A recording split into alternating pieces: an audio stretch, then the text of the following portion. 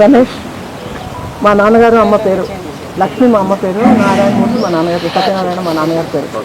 బాగా చూసుకోండి బాగా చూసుకోండి. వాటి వల్ల గురుగారి సలహాలు తీసుకుంటూ టైం.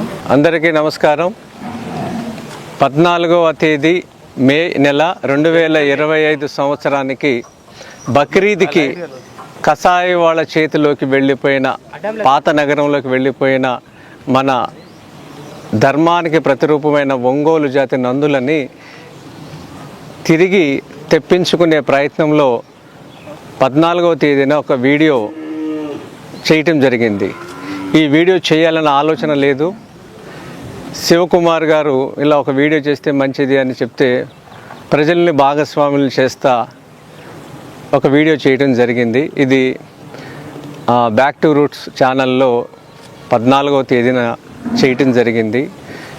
ఈ వీడియో పెట్టిన కొద్దిసేపటికి మొట్టమొదటిగా వచ్చిన ఫోన్ ఏంటంటే, ఒక స్విగ్గీలో పనిచేసే పిల్లాడు, నాకు రోజుకు 500 రూపాయలు మిగిలితే అన్ని ఖర్చులు పోను, ఈరోజు నేను కూలీ మీకు ఇచ్చేస్తాను, వచ్చిన డబ్బులు నా కుటుంబానికి ఏదైనా చెప్పుకుంటాను అని మొట్టమొదటి ఫోన్ కాల్ వచ్చింది. అంటే ఇంతవరకు ఈ తరహాగా ఎప్పుడూ కూడా ప్రజల్ని భాగస్వాములు చేసే కార్యక్రమం, ఆర్థికపరమైన విషయాల్లో మేము ఎప్పుడు చేయలేదు.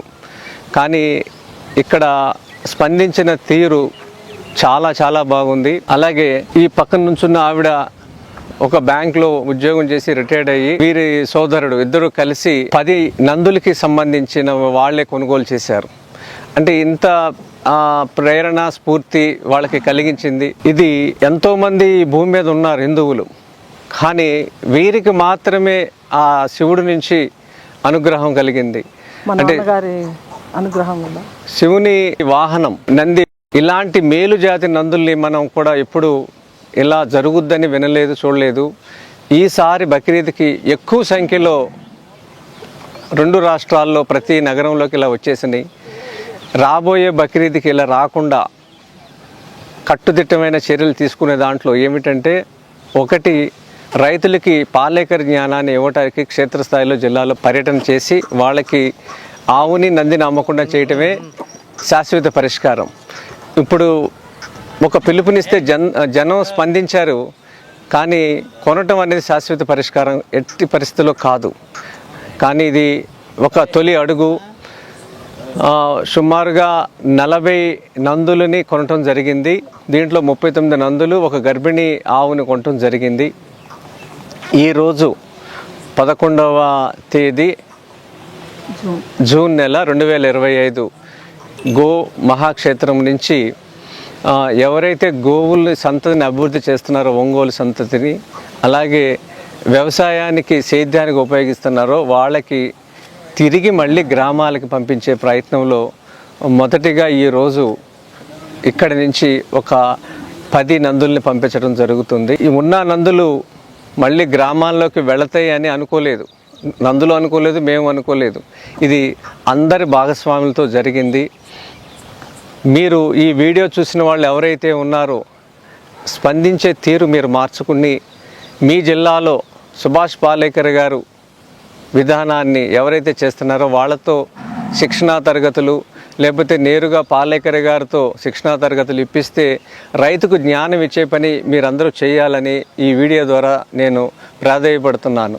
ఎందుకంటే ప్రతి జిల్లా నుంచి చాలామంది సంపన్నులు నగరంలోనూ విదేశాల్లో స్థిరపడ్డారు. ప్రతి జిల్లా నుంచి సంపన్నులు ఉన్నారు. నా జిల్లాకి, నా గ్రామానికి నేనేం చేయాలనేది ఆలోచన ఈ వీడియో చూసినా సరే నేర్చుకోండి. ఆ శివయ్య అనే అతను 500లతో మాకు ఈ ఉద్యమానికి, ఈ బక్రీద్కి చేసే పనిలో ఆయన ముందుకు వచ్చాడు. అంటే శివుడే పంపించాడు అనుకుంటున్నాం మేము. ఇది 500 అనుకున్నా అది 5 లక్షలతో సమానం. ఎందుకంటే ఆ రోజు నాకు గడవదు, అయినా పర్వాలేదు, మా ఇంట్లో వాళ్ళకి సర్ది చెప్పుకుంటా అన్నాడు. అంటే అంత పెద్ద మనసు ఇంకా అందరికీ రావాలని. గ్రామంలో గోవు లేకపోతే దేశం వల్లకాడైపోతుంది. శిక్షణ ఇవ్వటానికి మేము సిద్ధంగా ఉన్నాం. ఎవరైతే ఈ నందులకి స్పందించారో వాళ్ళందరికీ వాళ్ళ గ్రామాల్లో ఎప్పుడైతే సుభాష్ పాలేకర్ కృషి చేద్దాం అనుకున్నా, మా సమయము, మా దగ్గరున్న విత్తనాలు, టెక్నాలజీ అన్నీ చెప్పడానికి సిద్ధంగా ఉన్నాము. ఈ అవకాశం ఇచ్చిన దాతలందరికీ పాదాభివందనం. మా నాన్నగారి ఆశీర్వాదంతో ఆయన స్ఫూర్తితో చేసిన చిన్న ప్రయత్నం అండి ఇది.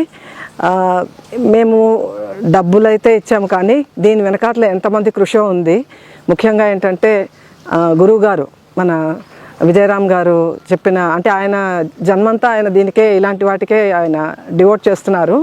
సో ఆయనకి నిజంగా పాదాభివందనాలు.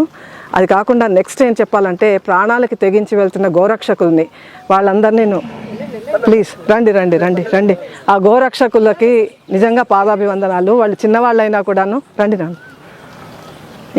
ఇంకెవరున్నారు? ఇంకా ఉన్నారు కదా, నాగరాజు గారు, ప్రవీణ్ గోరక్షకులకి నిజంగా పాదాభివందనాలు. ఎందుకంటే వాళ్ళు చిన్నవాళ్ళైనా కూడా వాళ్ళు చెప్పిన మాటలు వింటే అసలు ఎంత స్ఫూర్తి కలుగుతుందంటే, ఇప్పుడు డబ్బులు ఇచ్చేవాళ్ళు ఉంటారు, కానీ శ్రమ ఇచ్చేవాళ్ళు, తర్వాత ప్రాణాలు ఇచ్చేవాళ్ళు చాలా అరుదుగా ఉంటారు.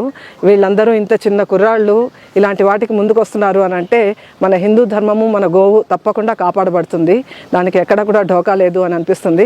సో పెద్దవాళ్ళైన మన విజయరామ్ గారు చేసే కృషి దగ్గర నుండి చిన్నవాళ్ళైన గోరక్షకులు చేసే కృషి వరకు అందరూ ఇన్వాల్వ్ అవుతున్నారు కాబట్టి ఇది జరుగుతోంది. అందరికీ నిజంగా చాలా పాదాభివందనాలు. ఇది ఈ గోవులన్నీ, ఈ నందులని తీసుకుని వెళ్ళిన వాళ్ళు వాటిని సక్రమంగా ఉపయోగించుకుంటే అది మాకు చాలా సంతృప్తి కలిగిస్తుంది. మా నాన్నగారి ఆత్మకి, మా అమ్మ ఆత్మకి, మా అత్తగారు, మావగారు, మా వాళ్ళందరి ఆత్మలకి సంతృప్తి కలిగిస్తుందని అనుకుంటున్నాను. నమస్తే అండి. జై గోమాత. మరిన్ని అప్డేట్స్ కోసం బ్యాక్ టు రూట్స్ యూట్యూబ్ ఛానల్ని సబ్స్క్రైబ్ చేసుకోండి.